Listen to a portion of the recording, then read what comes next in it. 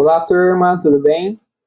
Bom, meu nome é Otávio, juntamente com os meus colegas, né, Ana Paula, Eduardo e Jean, discentes da matéria de Fitotecnia 3 e também ministrada pelo docente Marcos Vinícius, vão apresentar uma breve apresentação referente à cultura do milheto. Os temas que iremos abordar nessa apresentação referente à fisiologia, melhoramento genético, manejo do solo, semeadura, nutrição e adubação do milheto, manejo de pragas e doenças também.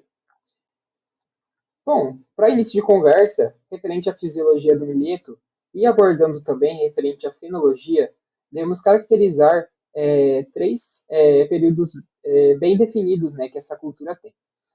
Então, através desse crescimento, né, e também dos estudos, né, de vários autores para fortificar essa teoria, a gente tem essa definição e também que são 9 estágios de desenvolvimento.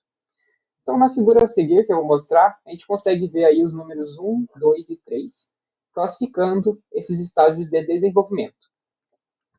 A primeira plântula ali que a gente consegue observar é o estágio de emergência, então ela acaba não se enquadrando nesse primeiro período, então a gente já parte ali para o número 1, onde a gente tem a questão ali da plântula ali, do V2, V3, a gente começa ali a ver essas três, então, primeiras, se classifica no DE1, que é o estágio de desenvolvimento 1. 02, a gente tem o DE2, estágio de desenvolvimento 2, e o DE3, que já começa ali a parte da inflorescência, né? A gente tem o período de transição, claro, e também a parte da inflorescência e maturação fisiológica dos grãos. Quando a gente fala sobre essa cultura, a gente tem que começar do primórdio, né? Então, para início de conversa, a gente tem que vir de baixo para cima. Então, quando a gente fala sobre essa cultura e como que é a morfologia, né, e também como que é o comportamento desses órgãos dessa planta, como folha, raiz, como, e também do perfilhamento e também da inflorescência, a gente deve levar em consideração aí ao desenvolvimento radicular, onde a gente tem o sistema de raízes fasciculadas, né, ou como muitos falam, a, a raiz cabeleira. Essas raízes aí têm uma importância muito grande referente a essa cultura, pois elas conseguem estar fazendo uma procura, né, desses nutrientes bem eficaz, então podendo aí chegar até 5 metros de profundidade. E também uma característica muito importante é referente que 80% dessas raízes, né, ficam na primeira parte superficial ali do solo. Então, de 0 a 20 centímetros ali, a gente vai ter 80% dessas raízes e nos outros 20% a gente vai ter, conforme a adubação, né, a correção desse solo e também o tipo de solo que ela vai estar instaurada. Então, a gente consegue ver a diferença, né, dessa raiz fasciculada e também a raiz pivotante, né, que é uma característica mais das leguminosas. Então, a gente consegue ver que a raiz pivotante ela tem um sistema retilíneo, né? A gente consegue ver essa questão. E já a raiz fasciculada tem meio que várias repartições aí em várias direções diferentes. Dentro desse tema de sistema e desenvolvimento radicular, a gente também tem as raízes adventícias, que são muito importantes para essa cultura também, como o sorgo e também para o milho e para as demais gramíneas aí. Quando a gente fala de raízes adventícias, é muito importante ressaltar a questão de evolução dessa espécie, né?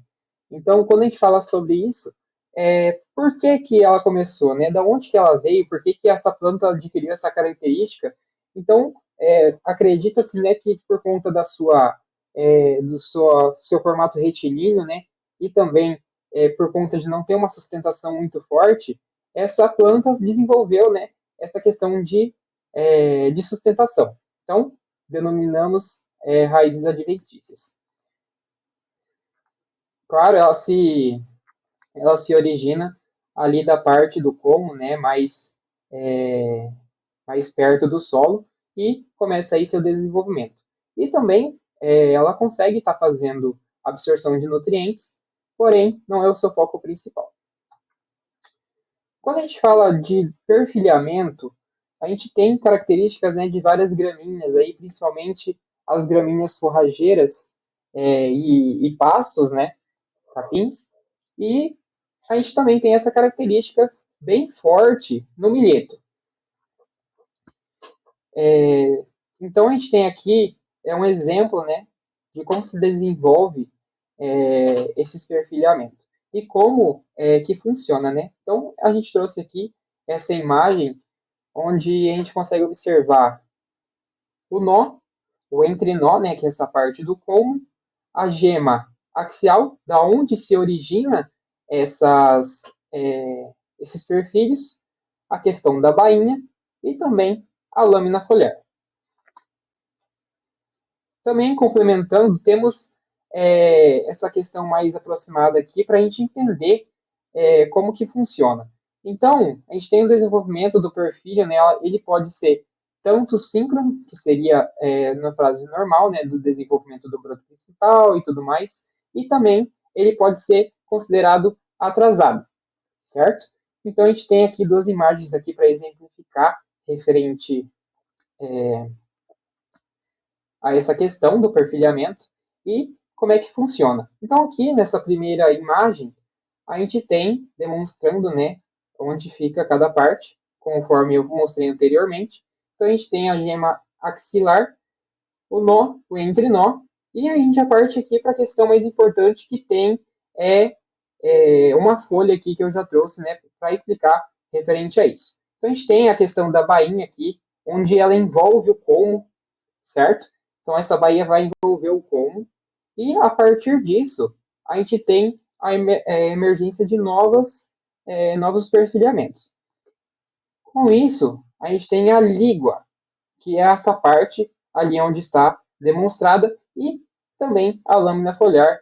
Quando essa lâmina foliar ela entra já no estágio, né, de evolução, ela ocorre o dobramento e também vai começar a crescer para também dar origem aí aos novos perfilhamentos, correto? Então, eu trouxe aqui uma foto, né, para exemplificar, né, essa questão de perfilhamento dessa planta, que a gente consegue ver aqui como ela é agressiva também nesse sentido. Então, nessa foto aqui, a gente consegue ver um, dois, três, quatro, cinco perfilhamentos aí a partir da gema axilar, certo? Então, vindo de baixo até em cima em sua evolução. Claro que, referente a isso, a gente tem que levar em consideração a questão de variedades e condições ambientais. Então, isso vai influenciar na produção de perfilhos e também vai resultar também lá na produção. Não vai carregar essa imagem, mas só que essa imagem aqui, ela tem um exemplo, né, da questão dos perfis e também como que é influenciada referente à temperatura.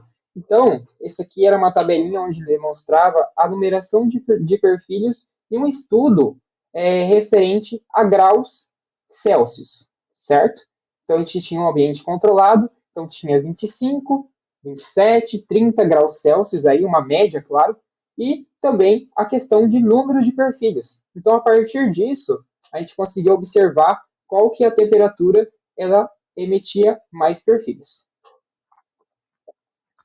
Referente ao desenvolvimento de órgãos individuais também, a gente tem referente à área foliar aí, nada menos importante, certo? Então, as 5 folhas embrionárias emergem com a germinação da semente, a uma taxa de aproximadamente uma folha por dia. Então, essas primeiras 5 folhas vão estar emergindo nesses primeiros 5 dias, e características dessas folhas, elas são folhas lisas, certo? Superfícies e líguas, elas são pilosas, que ela tem essa característica, né, por estar conseguindo absorver a água, né? Então a gente consegue ver, sentir os pelinhos ali. O comprimento da sua folha ela varia aí, então ela pode chegar até 100 centímetros ou 1 metro, e a largura é de 5 a 8 centímetros. Seu desenvolvimento foliar, então, como eu disse, ela tem, né, essa taxa de emergência das folhas subsequentes, que são iniciadas após a germinação.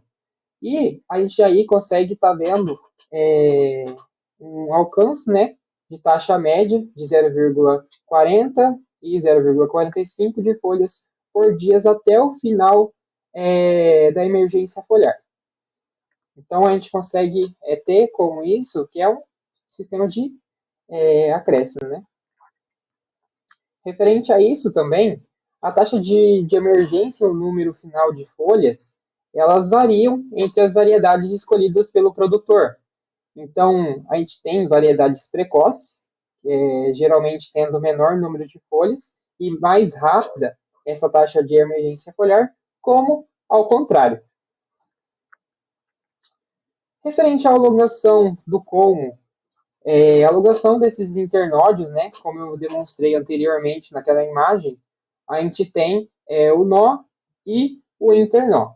Então, ela começa essa alongação de forma lenta após a iniciação da panícula. Então, ele começa essa evolução, né, até a gente chegar no último nó, né, que a gente pode classificar como folha-bandeira ou também como o pendúculo, que é onde ele não vai mais emitir nó, e sim vai emitir a parte do sistema reprodutivo, né, da parte do fruto ali daquele grão. Então, a gente tem como característica esses colmos, né, eles são lisos, eles variam aí o seu diâmetro entre 1 e 2 centímetros de diâmetro, tem a presença de ramificações e também perfilhamentos. Referente ainda a essa alongação do colmo, pode ocorrer em maiores aumentos, né, de comprimento do colmo, seguindo ao florescimento em algumas variedades. Então, a gente tem essa discrepância, assim como o número de perfilhamentos varia referente à temperatura e também a questão de folhas, né, que varia também referente às cultivares, né, aos híbridos, né, que a gente tem a oferecer. Então, a variedade 1 pode ter um número maior dessa distância, né, entre os colmos, né, pode ter um colmo maior e está chegando aí o seu tamanho um pouquinho maior também. E a variedade 2 pode ser um pouquinho mais reduzida e também menor essa distância aí entre os nós. Quando a gente fala referente ao desenvolvimento da panícula, que é o órgão reprodutivo, né, então ela consiste de uma sequência de processos, um para cada dessas estruturas dessa panícula, que procede da base ao topo do ápice, em sucessão regular. E o que seria essa sucessão regular? A gente tem uma constância referente a isso. Então, a gente tem aqui uma foto da parte aí da panícula do nosso milheto e a mudança do ápice vegetativo para o reprodutivo é marcada pela formação de uma constrição na base do ápice, certo? Então, assim que a planta ela enxergar que ela vai iniciar o seu estágio reprodutivo, ela vai ter uma demarcação. Então, a planta cresceu, teve o crescimento do colmo e também o alongamento desses colmos. Ela decidiu fazer ali e começar o ápice, a mudança desse ápice vegetativo. Então, ela não vai produzir outro colmo, né? Ela vai produzir ali essa panícula onde fica o sistema reprodutivo. Bom, dando continuidade referente ao desenvolvimento da panícula, a gente também tem uma característica aí, né, da questão das partes florais, né, que a gente tem aí como lema, palema e estames e estigmas, né, que são as partes dos sexos, né. Então, começa da base da panícula cerca de 8 dias após a inflorescência, iniciação da inflorescência, dessa inflorescência, e é completamente no ápice da panícula, cerca de 10 e chega, né, no ápice é, até 10 dias após essa iniciação. Então, a gente tem essa questão aí dessa abertura, então a gente tem a panícula aqui, e ela vai começar, então, de baixo para cima, fazendo essa questão de abertura. Bom, na maioria das variedades, há dois floretes por espigueta, né? Então a gente tem aí, como essa foto demonstra, né, uma espigueta aí. E a gente consegue observar que essa planta, né, como caracterizada em sua estrutura morfológica, é uma planta monóica. Então ela tem o macho e a fêmea na mesma planta, caracterizando ela como uma planta alógama. E então a gente consegue aí ter a parte feminina e a parte masculina na mesma planta. Bom, mudando de assunto agora um pouquinho, entrando um pouquinho mais nessa parte de melhoramento genético, como eu disse anteriormente, então o milheto ele é uma planta alógama e com isso a gente vai destrinchar um pouquinho sobre o que significa ser uma planta alógama e também como que a gente faz esses processos de melhoramento para essa planta. Com isso, a gente deve destacar a importância econômica, né, do milheto. Então, o milheto, tem esse nome, né, o Panicetum glaucum, ele é uma das mais importantes culturas, né, dos trópicos semiáridos, essa parte que não tem tanta chuva, né, tem uma precipitação menor, então ele apresenta grandes aspectos para o desenvolvimento da agricultura brasileira aí, principalmente nesses setores, né, que sofrem então essa escassez de água. Quando a gente fala sobre o milheto, então, a gente encontra aí essa fase de expansão, né, dessa produção, dessa cultura, principalmente em Minas Gerais, Goiás, Bahia, Mato Grosso, Paraná, Rio Grande do Sul, Mato Grosso do Sul e também São Paulo. Referente ao uso do milheto, né, a gente tem uma importância econômica entreligada aí ao sistema ILPF, que é referente à integração lavoura, pecuária, floresta. Então a gente consegue estar fazendo essa integração de floresta, produção de gado de corte ou leiteiro, e também a produção de palhada, né, para próximas culturas aí, claro, sempre levando em consideração a levopatia, que o sorgo é uma planta extremamente, o milheto, perdão, é uma planta extremamente aí referente a essas questões bioquímicas, né? E também a gente deve levar em consideração a ciclagem de nutrientes. E levando ao ponto principal é a questão de economia de bovinos, aves e suínos, certo?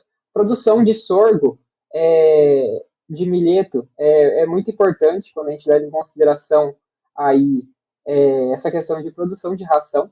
Então, é muito importante. Então, por que, que a gente deve fazer melhoramento genético em plantas? Da onde que isso começou, né? Por que, que isso surgiu? Então, a gente tem que levar em consideração vários fatores, né? Desde da origem dessa cultura até as novas, os novos lugares, né, que essa planta começou a ser produzida. Então, com base nisso, a gente leva ao motivo, né? Então, a gente tem aí como dois principais a produtividade e a tolerância a clima e solo. A gente também tem a resistência a pragas, resistência a doenças e também a qualidade nutricional aí dos grãos. Mas como que a gente classifica o que, que é o que é um gene bom e o que é um gene ruim, certo? Então a gente tem vários aí já, desde de que essa planta começou a ser uma cultura a ser produzida e utilizada, então a gente já teve vários processos aí de melhoramento. Mas tem algumas que são suscetíveis e outras que têm essa tolerância. Então, a gente deve analisar. E como que a gente analisa isso? A gente avalia através, a gente avalia, né, esses genótipos, né, pelo teste de progênie, que é basicamente uma análise desses genótipos, né, dos progenitores, no caso a cultura, né, a cultura base que a gente vai estar utilizando, com base nos fenótipos e seus descendentes. Com isso, a gente pode estar escolhendo características que a gente quer na nossa cultura, né, que a gente quer juntar. E talvez eu vou estar produzindo aí num clima mais alto, eu vou ter uma precipitação não tão alta, então eu vou estar utilizando é, esses genótipos, né, desses progenitores que têm essa característica de resistência à seca, né? Então, eu quero, igual eu comentei aqui embaixo, né, referente à tolerância à seca e alta produtividade. Vou pegar um que tem alta produtividade e um que tem uma tolerância aí à seca e vamos tentar elaborar aí uma nova população, né, um novo híbrido para a gente estar trabalhando aí nesse lugar que tem essas características climáticas tão exóticas. Então, com isso, a gente vem aí ao sistema de seleção massal, que é o mais recomendado quando a gente fala da cultura do milheto.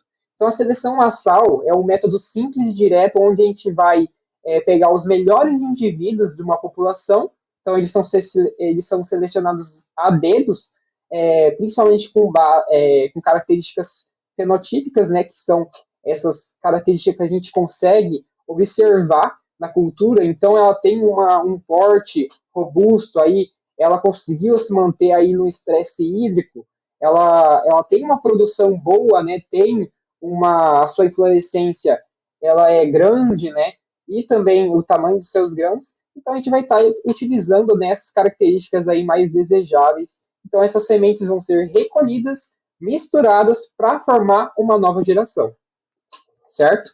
Esse método ele deve ser feito várias vezes até a gente formar essa nova geração e tá disponibilizando aí no mercado. Tirando a seleção massal, a gente tem outros tipos, certo? Que é a seleção de plantas individuais ou seleção familiar, melhoramento recorrente e polinização controlada, que também é utilizada no milheto. E também não menos importante, a seleção genômica. Porém, esse sistema ele é um pouquinho mais caro por conta de precisar, né, de um laboratório mais especialista nessa questão de análise, né, desses fenótipos através, como que eu posso dizer, desses marcadores moleculares, né? Então a gente vai ter um estudo aí mais especializado. Então a gente vai conseguir ver essas características desse milheto através dos marcadores moleculares dessa planta. Então, com isso, a gente não vai precisar levar essa cultura a campo. Mas, como eu disse, é um método muito caro. Voltando um pouquinho sobre a seleção massal, aqui a gente tem um croquis de um experimento onde a gente tem como objetivo melhorar, né, uma população de plantas aí para começar a produzir num sistema aí onde a gente tem um estresse hídrico, né, tem uma precipitação baixa nessa região. Então, a gente faz uma mistura dessas sementes, então a gente quer tolerância à seca. A gente vai pegar aí uma cultivar, né, de um descendente que tem essa resistência, essa tolerância à seca, e vai misturar com a outra que a gente quer, que é a qualidade. Misturando essas sementes, a gente vai pegar e vai fazer a semeadura dessa planta. Vamos semear aí essa questão, né? Vamos plantar. E com isso, no desenvolvimento, vamos fazer o tratamento dessa cultura e quando a gente já ter num estágio aí de desenvolvimento, a gente vai fazer uma seleção visual dessas plantas e está fazendo a colheita e misturando novamente essas sementes, passando por um outro processo. Então, essas sementes que a gente já viu que são melhores, né? A gente classificou fenotipicamente, então a gente fez a coleta, misturou de novo, abriu outro campo experimental e vamos plantar novamente essa cultura. Com isso, a gente vai fazer novamente essa seleção visual dos melhores, e com isso a gente pode ter uma, duas, três, quatro, cinco vezes esse processo, e no final desse processo a gente vai ter a população melhorada aí.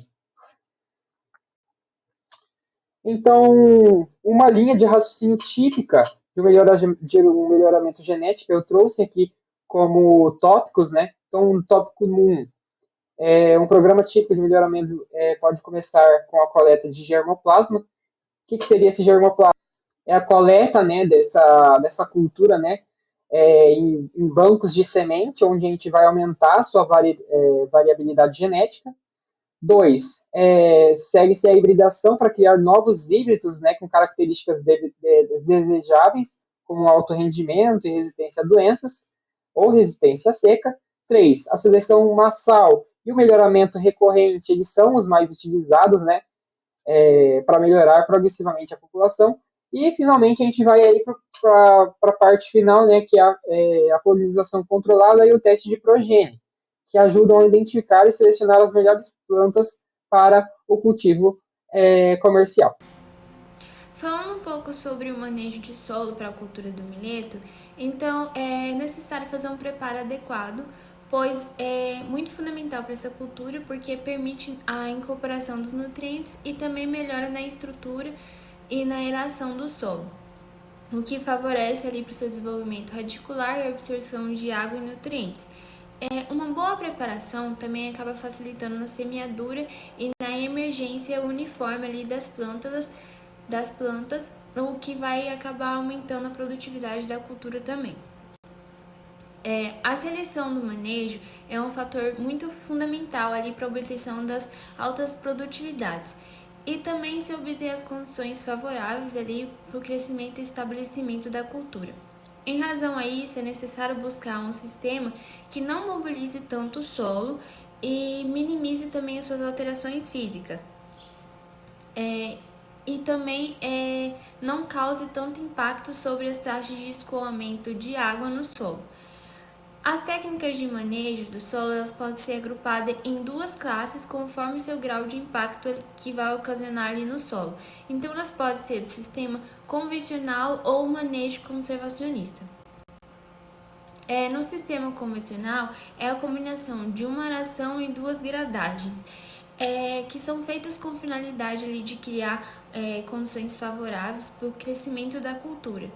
Então, essa operação ela é realizada em duas etapas, onde na primeira faz a operação inicial ali de mobilização no solo, onde ela vai ser mais profunda e mais grosseira também, na qual vai eliminar as plantas daninhas, restos culturais que são encontrados ali na área, o que vai acabar criando uma condição e facilitando ali o crescimento inicial das raízes e também na infiltração da água. Já na segunda etapa, ela pode ser realizada por implementos de grade, onde essas grades elas vão fazer o nivelamento do solo e também o destoamento ali do terreno, fazer a eliminação também das plantas daninhas, permitindo também o desenvolvimento inicial das plantas. Um dos implementos mais utilizados nesse preparo convencional é o arado de disco, onde ele tem uma profundidade média de trabalho de 20 centímetros ali no solo. A sua vantagem é que ele se adapta muito bem a várias condições do solo e também promove uma boa mistura no calcário ali no solo. A desvantagem seria um baixo rendimento de trabalho e um alto consumo de combustível na operação. E também em áreas onde se tem muita massa verde, esse implemento pode acabar embuchando. Outro implemento seria a grade. Assim como outros implementos que se utilizam disco, eles podem ser causadores de compactação no solo. Então, a sua vantagem seria que tem um maior rendimento de serviço com menor consumo de combustível e pode acabar realizando as duas etapas da operação do preparo convencional. E também realiza o destoamento, o nivelamento ali do solo, propiciando um ambiente favorável para o desenvolvimento das plantas. A desvantagem é que seria a compactação excessiva em menor profundidade e pouca cobertura morta ali na superfície do solo. Partindo para o manejo conservacionista, é um sistema que utiliza técnicas que vão possibilitar ter menor mobilização do solo e também preservar a matéria orgânica ao mesmo tempo. Eles são métodos que vão revolver menos o solo e vão conferir a resistência contra a degradação e a erosão ali daquele solo. Dentro desse manejo está presente o cultivo mínimo, onde é realizada uma aração ou uma gradagem, que elas são utilizadas em forma limitada, vai ser somente ali quando for necessário para melhorar na aeração do solo e controlar as plantas daninhas. No caso do milheto, é necessário analisar a situação que o solo se encontra, como por exemplo, em situações que o solo vai estar mais pesado ou duro, é aconselhável fazer uma aração. Já no solo que ele está mais leve e tem um teor de umidade ideal ali, pode ser feita uma gradagem leve sem quebrar muito a estrutura do solo. Dentro desse manejo está presente o sistema de plantio direto, que é uma técnica que melhora as condições e mantém a sustentabilidade ali do solo. A mobilização desse solo vai ser limitada somente no ciclo de plantio e o objetivo desse sistema é proteger o solo contra a erosão e a degradação acelerada.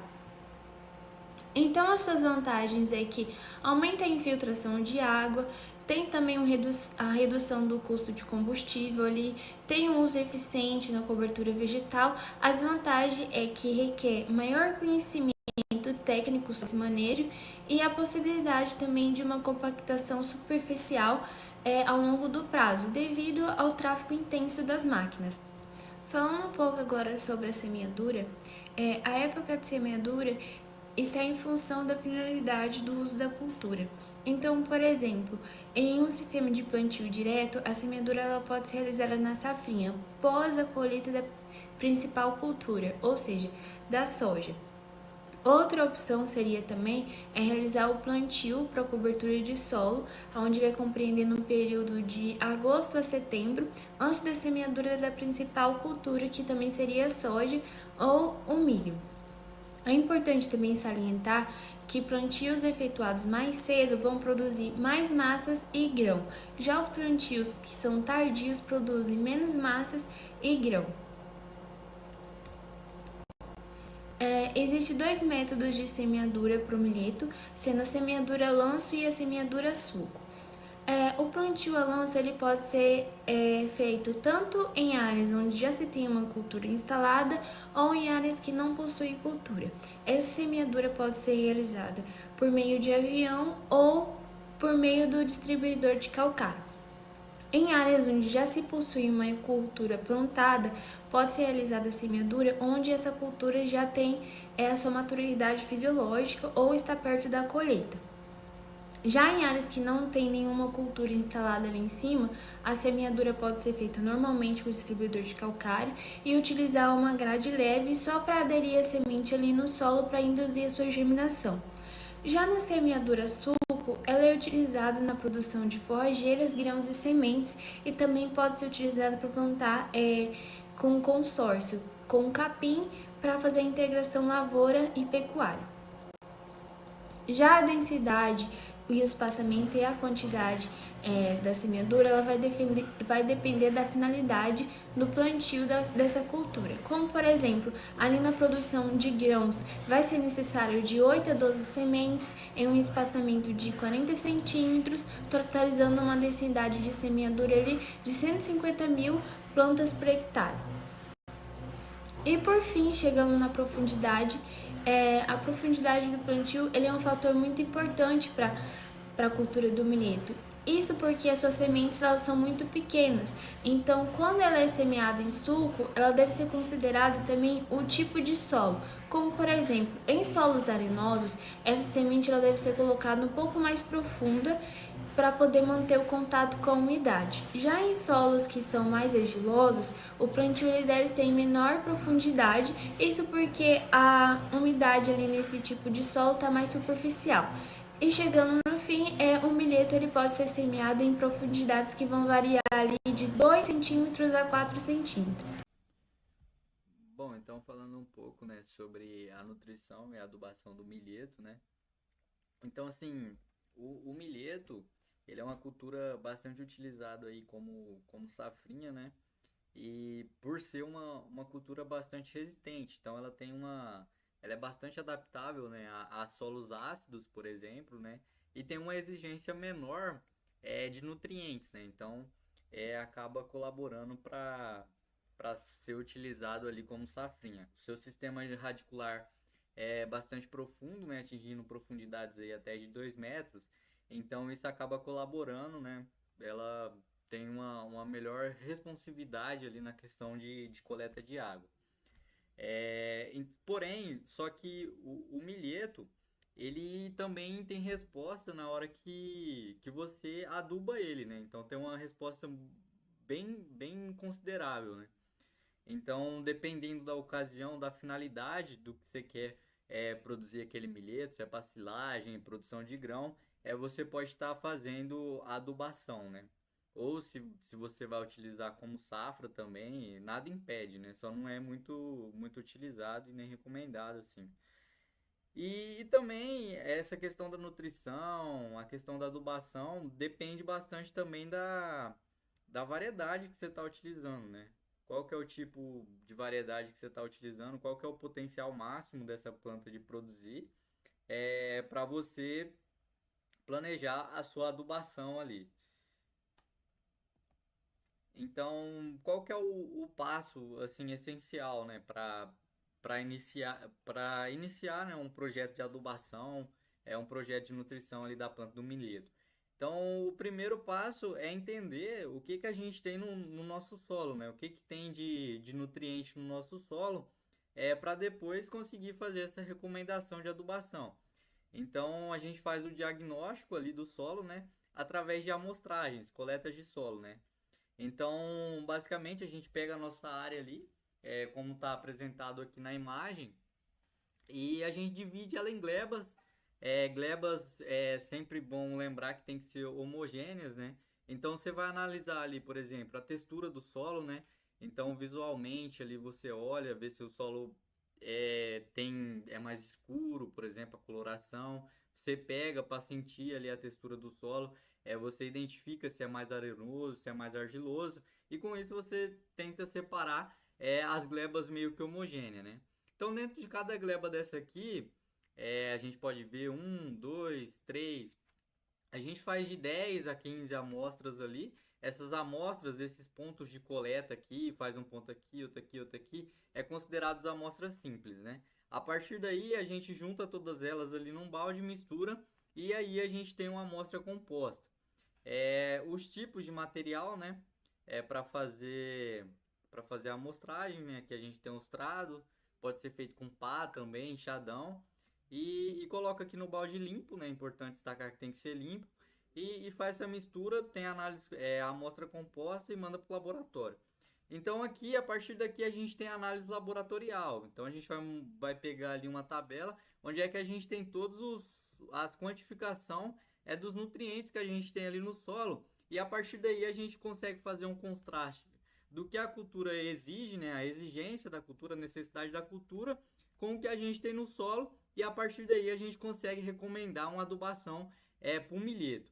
Eu estou falando aqui especificamente do milheto, que é a cultura que a gente está apresentando, mas isso é feito padrão para as demais culturas em si. Então, a gente tem a parte da interpretação da análise de solo. Basicamente, a gente tem os manuais que a gente consegue utilizar tabelas, né, de referência para fazer essa interpretação, essa classificação. Então, a gente classifica ali entre alto, baixo, médio, tem uns que compara como adequado e tal, depende do tipo de classificação, né? Neste caso aqui, eu utilizei o manual de cerrado, a gente vai ver posteriormente as tabelas. Mas então, só para explicar, então, por exemplo, eu tenho um solo ali que foi classificado como muito alto ali através da tabela lá de recomendação, que foi pegado ali do manual de cerrado, classifiquei como muito alto. Isso quer dizer o quê? Que o meu solo, ele já tá 100% ali nos níveis de suficiência para minha cultura ali, de acordo com a cultura do milheto. Então, por exemplo, eu não preciso fazer uma adubação aqui de um determinado nutriente, né? Aí quando a gente já diminui um pouco, vai para alta. Então a gente percebe que aumenta a quantidade de nutrientes que deve ser suprido ali através do fertilizante. Média. Então vai aumentando a quantidade de fertilizante que você tem que colocar ali no solo. Então, como eu acabei de falar, né, o milheto ele é muito utilizado como safrinha. Geralmente, não se utiliza muito a adubação nele, não. Geralmente a cultura anterior, que geralmente ele é soja, milho, já supre a necessidade dele, mas a gente vai ver trabalhos que aumenta essa eficiência e pode ser utilizados, né? Então, o primeiro passo, depois de interpretar ali a análise de solo, é ver se precisa ali de uma correção, né, através do cálculo ali de calagem. Então, se você identificar que precisa de uma correção, você tem que elevar a saturação de base. A saturação de base ideal ali para o milheto o milheto sem irrigação, ele deve ser de 60% e o irrigado ali em torno de 50% de saturação por base. É a saturação ideal para um cultivo ideal do milheto. Então a gente entra na questão qual tipo, né, de calcário que a gente vai utilizar para essa correção para neutralizar ali o hidrogênio, né, o alumínio e aumentar essa saturação por base, né, que é trabalho aí tanto do gesso quanto do calcário. Então a gente tem alguns tipos, né? De calcário, calcítico, magnesiano, dolomítico. E isso a gente vai analisar ali de acordo com o que a gente interpretou na análise de solo e viu que tem disponível ali de cálcio, de magnésio e potássio. Então, através disso, a gente vê a proporção, né? Se está 3 para 1, por exemplo, de cálcio para magnésio, e a gente recomenda o tipo de calcário que vai ser utilizado. Por exemplo, o cálcio mesmo no solo, ele é ideal ali de 50 a 65% da saturação por base do solo. E a gessagem, né? Quando que a gente deve fazer a gessagem? Aqui a gente, lá naquela parte da amostragem, deve fazer uma análise completa, né? Uma amostragem completa de 0 a 20 e de 20 a 40, né? E com a análise de 20 a 40 a gente consegue identificar ali se a gente vai precisar fazer uma gessagem ou não. Isso é quando a gente está fazendo o plantio do milheto primavera-verão, porque safrinha não se faz isso, né? Então a gente olha ali a saturação por base ali na camada de 20 a 40, se está menor que 35%, a gente já pode fazer a gessagem. E se a saturação por alumínio tiver maior que 40%, a gente também pode fazer a gessagem, né? Aí também tem aqui os parâmetros, né, de teor de alumínio, maior que 5 milimol por decímetro cúbico, a gente também faz.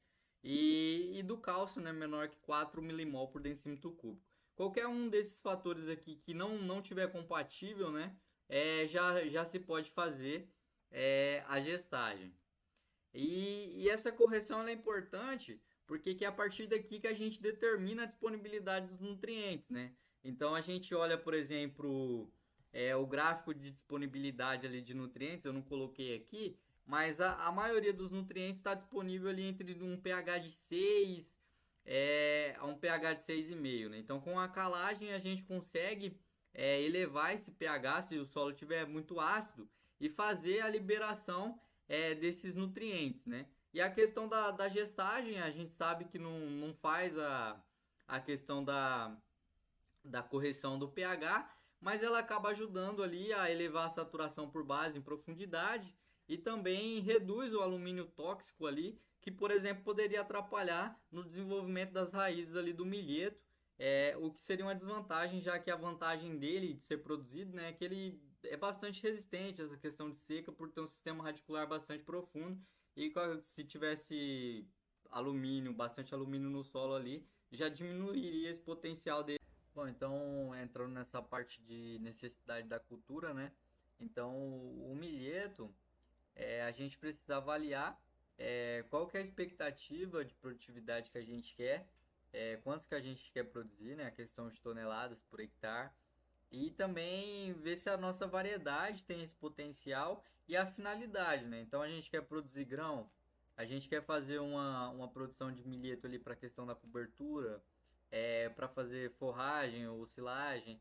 Então, tudo isso vai interferir na quantidade de nutrientes que a gente precisa aplicar ali, fazer nossa adubação, né? Então, a gente vê que varia de acordo com a tabela que eu vou estar explicando. Então, basicamente, o milheto para grão, a gente tem aí uma estimativa aí de 6 toneladas para algumas cultivares, né? Alguns estudos já mostraram isso, 6 toneladas por hectare. Só que isso não é representativo quando a gente fala de Brasil, por exemplo, onde é que a gente tem uma média ali de 2 a 3 toneladas por hectare, que é o médio que se produz aqui, né? Geralmente o milheto ele é mais utilizado na safrinha, né? Então, em rotação com alguma outra cultura. E a importância de entender também o período que a gente vai estar utilizando, porque, por exemplo, quando o milheto é utilizado em safrinha e uma cultura anterior, por exemplo, soja, uma leguminosa, né, faz a fixação ali do nitrogênio, faz a simbiose, né, faz o processo de FBN. Então, você já nem necessariamente precisa adubar com nitrogênio, por exemplo. Não há essa necessidade. E então é importante saber disso para você fazer sua recomendação. Só que não quer dizer que você não possa fazer. Se você fazer, há uma resposta bastante grande também. O milheto ele é bastante responsível, principalmente com nitrogênio, né? O nitrogênio ele é responsável pela questão da expansão celular. Então, por exemplo, as folhas, né, elas acabam tendo um crescimento maior quando você se aplica nitrogênio, né? Há aquela expansão celular ali da planta, e com isso você consegue fazer mais fotossíntese, né? Com a área foliar maior, e, e com isso você produz mais compostos orgânicos, então sua planta tem um porte maior, tem um maior peso ali, né? Então você acaba tendo uma produção de massa seca, por exemplo, muito maior. A recomendação, duas toneladas aí, se você fazer adubação com nitrogênio, 30 kg já é o necessário ali para 30 kg por hectare para fazer a semeadura, né? 3 toneladas a gente utiliza 30 kg por hectare também para fazer a semeadura, né? Neste caso aqui, para fazer o plantio. Então, o milheto, se por exemplo, dependendo da área, você vai fazer um plantio de milheto ali primário, não houve adubação, não houve nada naquela área, você tem que adubar de acordo com a necessidade da cultura normal, né? Então você faz esse tipo de adubação aqui. Entrando na questão do fósforo e do potássio, né? Então a gente tem a recomendação de acordo com o tipo de finalidade, né? Então, por exemplo, vou fazer a cobertura do solo, vou utilizar ele ali para posteriormente um sistema de plantio direto, é uma recomendação. Vou utilizar para produção de grão, é outra recomendação. Forragem ou ensilagem, é outra recomendação. Então aqui a gente tem os níveis, né, de classificação, como eu ensinei nos slides anteriores, né? Então, a partir do momento ali que você faz a sua classificação, você tem as quantidades que a cultura necessita, que você necessita repor naquele solo.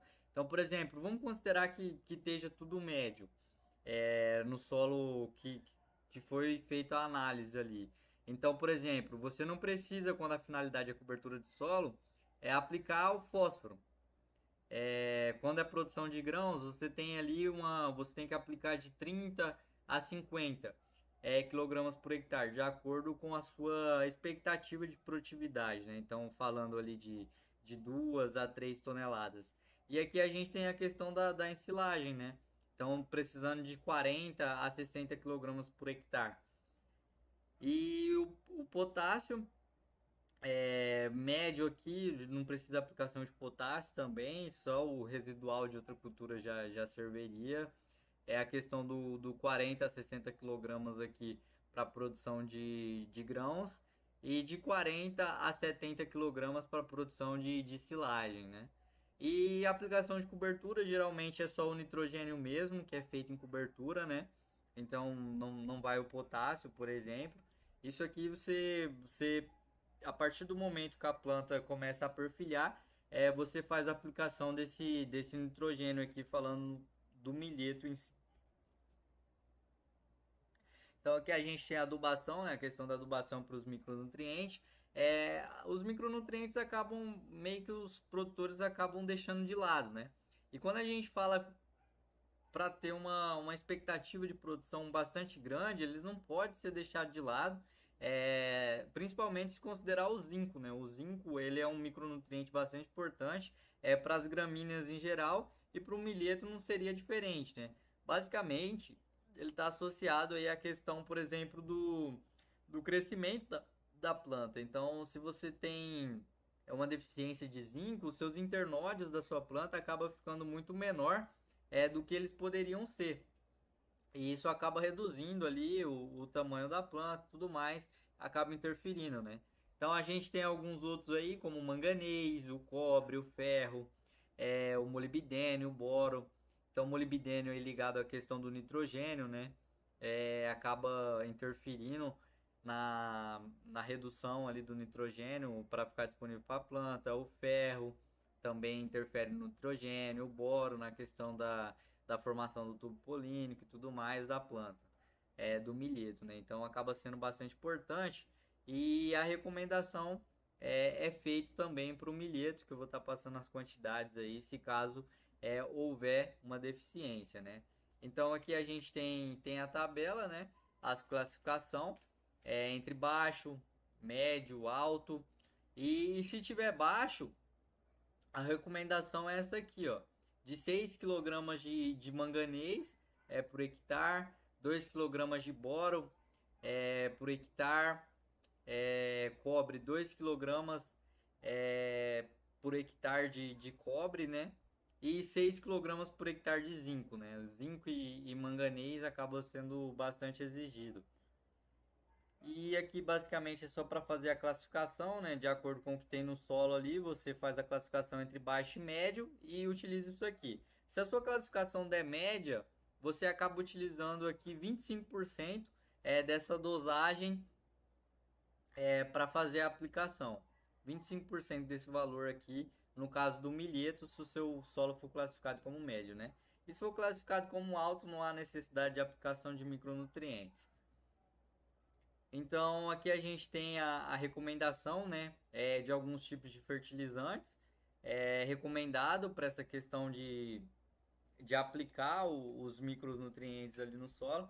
Aquela parte ali que eu mostro em quilogramas por hectare, isso aqui é aplicado a lanço, tá? E aqui a gente está falando de uma recomendação ali via foliar, por exemplo, para uma cauda de 380 litros por hectare. Se caso não for essa dosagem aqui que você conseguir fazer, é só fazer uma conversão com uma regra de 3 básica ali que você consegue converter. Então, por exemplo, 0,5% desse volume de calda aqui de sulfato de manganês, 0,5 de sulfato de cobre, 0,3 de ácido bórico, 0,5 de borax, que é fonte de boro também, né? 0,5% de sulfato de zinco e 1 grama por litro de hidróxido de cálcio, por exemplo, para disponibilizar cálcio. Essa aqui seria a recomendação para a questão dos micronutrientes, né? Então, se você for converter aqui, você vai ver que vai dar, em média, 1 litro e pouquinho cada um ali, desse tipo de fertilizante no volume de calda. Bom, eu vou estar falando um pouquinho sobre o manejo de pragas e doenças. A gente vai começar com as pragas. Basicamente, a gente dividiu as pragas em 3 grupos, que seriam ali as pragas da semente e das raízes, né? Praga de come, folha e pragas da panícula. A gente vai começar com o bicho-bolo ou coró. A característica dessa praga é essa larva esbranquiçada, né? Com esse formato de C e a cabeça amarronzada. O dano dessa praga no milheto, ele vai ser presente tanto ali na fase inicial, que seria ali na semente, ela se alimenta da semente, causa uma destruição da semente, que isso aí vai acabar prejudicando ali na germinação e ocasionando falhas ali na lavoura, né? Essa praga também ataca as raízes, principalmente ali na fase inicial de plântula, né? E aí, como ela se alimenta das raízes, isso prejudica muito a absorção de água e nutrientes. E aí acaba acarretando em um mau desenvolvimento dessa planta. A planta vai apresentar defilhamento, murcha e, em casos mais severos, pode até mesmo apresentar morte. Em relação ao manejo dessa praga, ele pode ser tanto biológico, cultural ou químico. Como controle biológico, a gente tem bactérias, que seria LBT, aplicação de Bacillus thuringiensis, né? De fungos, que seria a aplicação de Beauveria e Metarrhizium, e parasitóides, que seria a mosca Taxinidia. Em relação ao manejo cultural, a gente tem a prática de preparo do solo. Como essa praga ela fica no solo, a realização ali de aração e de gradagem vai expor elas para cima. E aí elas vão acabar pegando a radiação solar, que vai desidratá-las, né? E também vai expor elas a inimigos naturais, por exemplo, pássaros, que predam bastante essa praga. Em relação ao controle químico, pode ser realizado com fipronil, imidacloprid e clorpirifos. Tanto o fipronil como o imidacloprid, eles são utilizados ali no tratamento de semente, o que vai ajudar muito ali a planta na fase inicial, né, dela, que é a fase ali que ela está mais vulnerável. E em relação ao clorpirifos, ele vai ser aplicado ali mesmo no solo. Uma outra praga que a gente vai ter também seria ali a larva arame. Ela é caracterizada ali por essa camada quitinizada ali do seu corpo, essa coloração marrom meio avermelhada, né? E as suas extremidades são afiniladas. Lembra realmente ali, né, um arame. Os danos dessa praga serão na semente, assim como a larva do coroa também ela vai se alimentar ali da semente. Então, semente após o plantio. Galerias, ela vai perfurar tanto as raízes ali como o como da planta e fazer galerias. E essa galeria que ela vai fazer ali no como vai acabar prejudicando e até mesmo cessando, na verdade, o transporte, né, de água e de nutriente, que pode também causar um murchamento da planta e posteriormente uma morte dessa planta. Em relação ao manejo da larva arame, é muito indicado a drenagem correta do solo. Por quê? Essa larva é uma larva que gosta de umidade. Então, quando a gente faz uma drenagem correta, ela tende a descer mais no solo, né, se aprofundar mais em busca dessa umidade. E aí isso faz com que a incidência dela ali em volta das raízes do milheto seja menor. E aí acarreta um menor prejuízo ali, um menor dano nas raízes do milheto, né? O controle químico dela pode ser feito com fipronil, imidacloprid ou clorpirifos. Tanto para a larva arame quanto para a larva coró, esses três inseticidas eles não são indicados pelo mapa, né? Especificamente para a cultura do milheto. São muito eficientes para as duas pragas, porém não é para o milheto, é indicado para outras culturas, né? Mas não especificamente para o milheto. Uma outra praga bastante presente também na cultura do milheto seria a Largata elasma. A Largata elasma ela é caracterizada por essa cor, né, marrom, essas estrias transversais acinzentadas e de coloração um pouco mais escuras pelo seu corpo. Os danos dessa praga e na sua fase inicial ali vai ser uma raspagem, né, um dano indireto, uma raspagem ali nas folhas. E posteriormente, quando ela estiver nas suas fases mais adultas já, ela pode acabar perfurando ali o coleto. Essa perfuração do coleto, ela vai perfurar e vai fazer uma galeria transversal no como. E aí, se ela chegar à região ali de crescimento, ela pode acarretar a morte dessa planta. Em relação ao seu manejo, seria ali o monitoramento na altura crítica, né, que é da cultura, que é quando ela mais ataca, que seria ali nos primeiros 30 centímetros do milheto. Em relação à densidade de plantio, como o milheto ele é muito adensado, isso aumenta muito a incidência e o dano causado por essa largata. Uma das táticas indicadas seria ali, né, o plantio direto, porque como ela é uma praga que ela não gosta muito de umidade, a umidade ela acaba alterando ali a biologia da largata. Então seria indicado. E em relação ao controle químico, é utilizado o clorpirifos. A gente também vai ter a broca da cana-de-açúcar. A característica dessa praga é essa larva esbranquiçada com pontuações pretas, né, por todo o seu corpo. O dano ocasionado na cultura, na fase inicial ali da largata, ela vai raspar as folhas. Geralmente, quando ela começa a raspar as folhas, é quando a gente vai entrar com o químico, porque é a fase que vai conseguir mais pegar depois que ela faz a penetração ali, que ela penetra ali na região da bainha da planta, o químico já não é mais tão eficiente. E aí, geralmente, é quando a gente entra com o biológico. O uso dos biológicos indicado é com a Cotésia flavips, né? E com o tricograma, principalmente a Cotésia flavips, que é bastante eficiente no controle dessa broca, porque ela consegue adentrar ali pela galeria que a broca faz, né, no milheto e parasitar essa larva. E controle cultural seria a destruição ali de restos culturais para que a broca não se desenvolva, né, não complete o seu ciclo ali naqueles restos culturais da área. E em relação ao controle químico, pode ser feito com apligo, belt e no mold 150. Todos esses são indicados pelo Agrofit, né, indicados pelo MAP. A gente tem também a largata do cartucho. A característica dessa praga seria essa coloração de cinza verde até quase preta. Ela vai causar ali na cultura uma desfolha bastante significativo, que vai diminuir bastante a fotossíntese ali da planta, né? Ela ocasiona dano também ali no cartucho da planta e quando ela está maior, na sua fase está maior, né, ela consegue perfurar a base ali da planta. Ela perfura, faz galerias ali também no colmo, atinge a região de crescimento e ocasiona o sintoma que a gente chama de coração morto. O manejo dessa praga ele é feito também com controle biológico, com a utilização de tricograma, e o controle químico é feito com apligo, belt, arceus, cipermetrina, metomil ou prêmio. A gente também vai ter o pulgão verde, né? A característica dessa praga é essa coloração esverdeada e 3 riscos dorsais, ali 3 riscos escuros, né? O dano dessa praga é ali no local de alimentação dele seria na face inferior da planta, né? E aí, né, conforme ele vai se alimentando, ele acaba injetando toxina e essas toxinas elas causam uma necrose ali nas folhas e ele também produz, na verdade, uma substância açucarada que a gente chama de melado.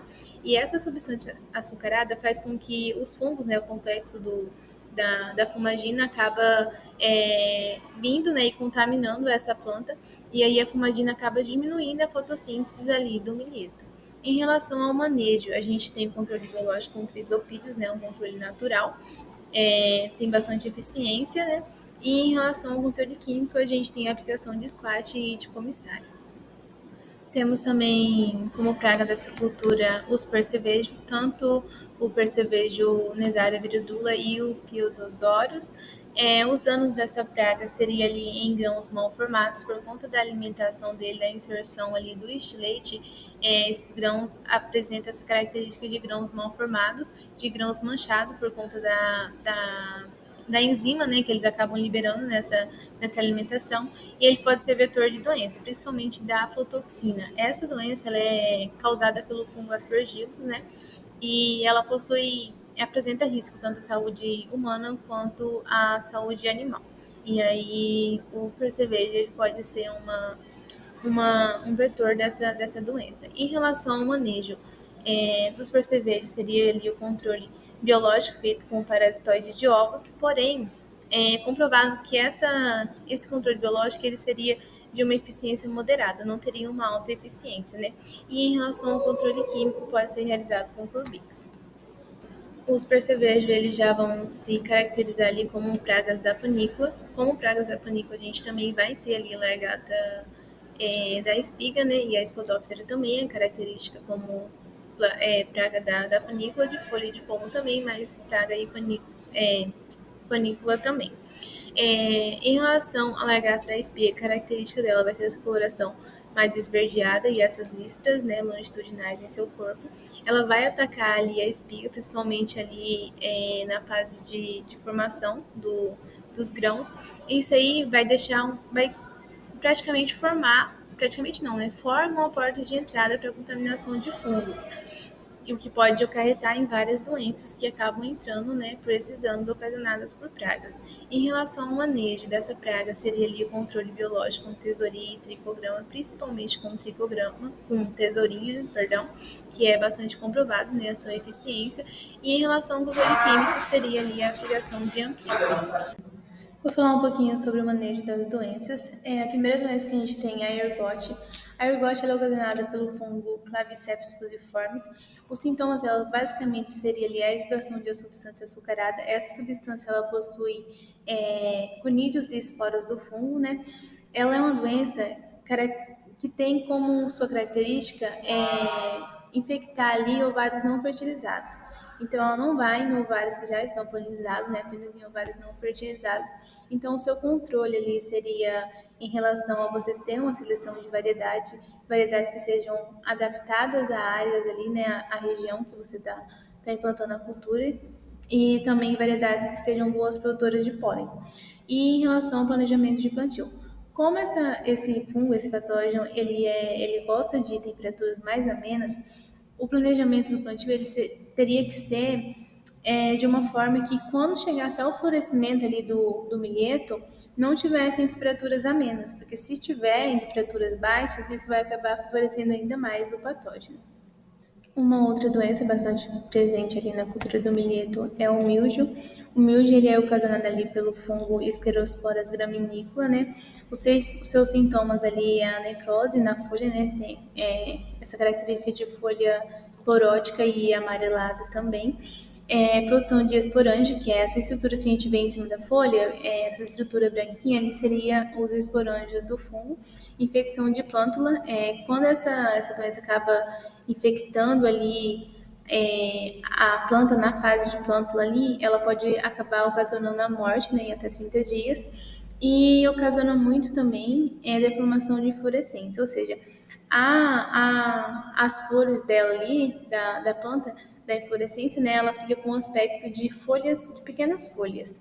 E o seu controle, basicamente, seria ali a utilização de cultivar resistente, tratamento de semente à base de metalaxil, né, e eliminação de restos culturais na área, porque seriam ali fontes de inóculo do patógeno. E eliminação de plantas doentes, porque quando a gente tem planta doente na área, a disseminação desse fungo vai ocorrer facilmente por vento ou por algum outro inseto. A ferrugem é uma outra doença que a gente tem também. Ela é causada ali pelo fungo Pucina substriata. É uma das principais doenças ali do milheto, pode chegar até 70% de perda da produtividade. E ela é mais severa nos primeiros estágios ali de desenvolvimento da planta. Então, quando ela ataca ali no início, ela acaba acarretando um dano muito maior.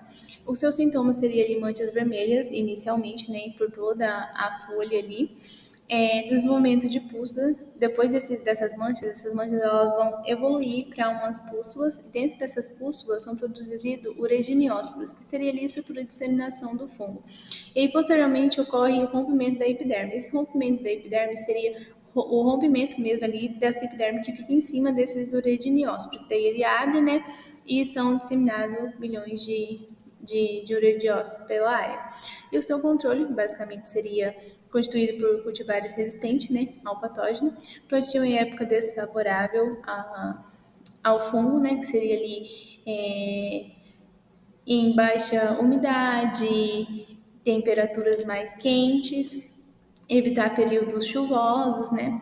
E esse fungo, diretamente para o milheto, essa doença, ela não tem um fungicida registrado para o milheto. Tem para outras culturas, né? Mas pelo milheto, registrado pelo mapa, a gente não tem.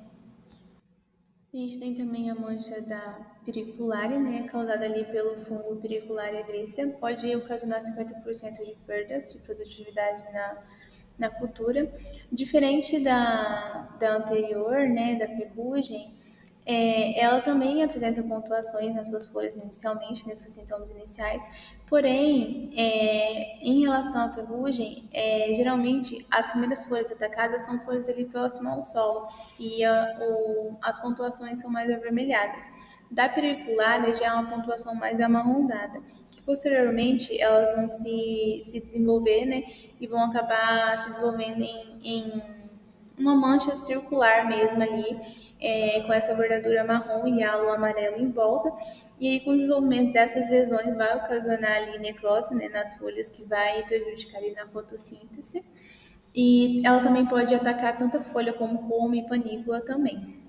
Em relação ao seu controle, seria ali a utilização de cultivares resistentes, né, ao patógeno, rotação de cultura com culturas que não sejam hospedeira, né, desse fungo, incorporação de restos culturais, porque os restos culturais ali também são fontes de inóculo, né, então você incorpora para evitar essa disseminação do fungo. Época de plantio adequada, que seria evitar ali umidade, essas coisas, seria de evitar a umidade, né? E em relação ao manejo de irrigação, como é um fungo que ele gosta bastante da umidade, seria o manejo de irrigação seria ideal ali para você não ter uma irrigação excessiva, né? Uma umidade excessiva que vai acabar favorecendo esse patógeno.